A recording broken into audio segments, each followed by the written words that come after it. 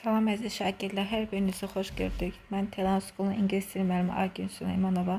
Bugün sizinlə çox şagirdin testlərdə, tapşırıqlarda səhv etdiyi, çaşdığı qaydanın izahını keçəcəm. Bu qaydamız bizim it apostrofes və its qaydasıdır. İzaha keçməzdən öncə demək istərdim ki, Telan School'da bütün fənlər üzrə onlayn və əyani dərslərə qeydiyyat davam edir. Siz də dərslərimizə qoşulmaq istəyirsinizsə, ekrandakı nömrə ilə əlaqə saxlaya bilərsiniz. İndi isə dərsin izahına keçək. Dərsimiz birinci it əvəzliyi haqqındadır. It mənası o, şəxs əvəzliyinin adlı kalıdır. Şəxs əvəzliyinin adlı kalı təkcə it deyil. I, you, he, she, it, we, you, they. Bunlar adlı kalıda olan şəxs əvəzliyidir. Bugün dərsimiz it haqqında olduğu üçün ancaq itdən danışırıq. Cansız və orta cins üçün istifadə olunur. Şəxs əvəzliyinin adlı kalı cümlənin mübtədası olur. Yəni mübtəda ingilis dilində birinci gəlir, sonra isə xəbər gəlir. Mübtədadan sonra xəbər gəlməlidir. Yəni itdən sonra, it əgər cümlənin mübtədasıdırsa, ondan sonra xəbər gəlməlidir. Xəbərlərimiz əsas feillər, köməkçi feillər, modal feillər, bağlayıcı feillər ola bilər. Nümunəyə baxaq. It is my pet. Deməli, cümləmizin mübtədası it, xəbəri isə is. Xəbəri isə isdir. It mübtəda, xəbərimiz isə is. It is və it has. Has'in qısa yazılışı it apostrof s şəklində yazılır. Deməli, bizim qarşımıza çıxandakı it apostrof s, biz bilməliyik ki, ya apostrof s is'in qısa yazılışıdır, ya da ki, has'in qısa yazılışıdır. It's 10 o'clock, yəni it is 10 o'clock deməkdir. It's got a long tail, it has got a long tail deməkdir. Deməli, biz nə öyrəndik? It şəxs əvəzliyinin adlı kalıdır və şəxs əvəzliyinin adlı kalı cümlənin mübtədası olur. Mübtəda birinci gəlir və mübtədadan sonra da xəbər gəlməlidir. İkinci qaydamız yenə it haqqındadır. Buradakı itin tərcüməsi isə ona, onu deməkdir. Bu isə obyekt haldır.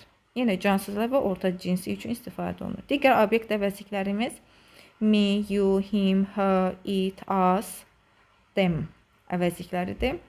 İndi onlardan it haqqında danışırıq. Obyekt hal cümlənin tamamlığı olur. Tamamlıq ingilis dilində xəbərdən sonra gəlir. Yəni birinci mübtəda gəlir ingilis dilində, sonra xəbər gəlir, sonra isə tamamlıq gəlir.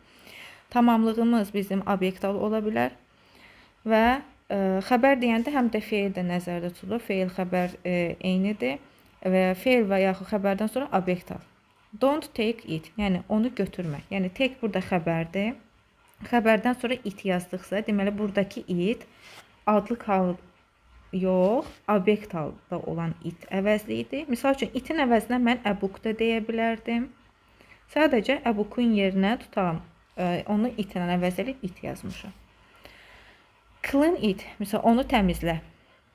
Bir də söz önlərindən sonra obyekt hal yazırıq biz. Söz önlərimiz in, on, at, about, for, sonra in front of, behind, between və s.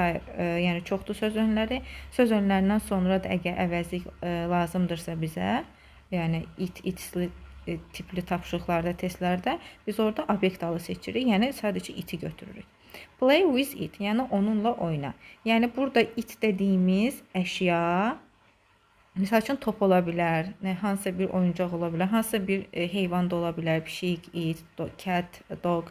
Yəni bunlar da itlə əvəz edib onu yaza bilərik orada. Yəni burada artıq with söz önüdür. Söz önündən sonra biz it yazdıq. Yəni buradakı it obyekt halda olan əvəzlikdir. Digəri isə it's bitişik s-lə olan isə mənası onun deməkdir. Aslı formada olan yəlik əvəzliyidir.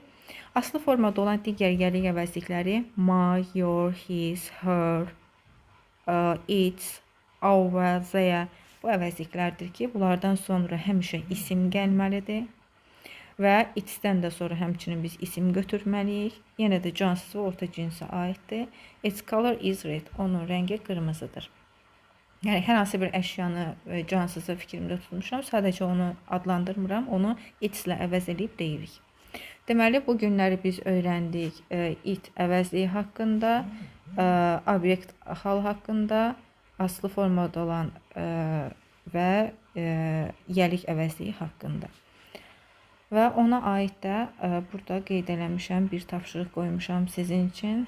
Testləri, yəni qaydanı bir də oxuyarsınız, izaha qulaq asarsınız, nəyə sualınız yaransa yazıb soruşa bilərsiniz və tapşırıq da yazın, cavabları şərhlərdə qeyd eləyin.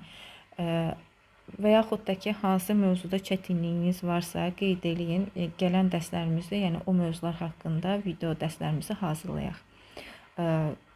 Bu günlük bu qədər. Dinlədiyiniz üçün təşəkkür edirəm. Sağ olun.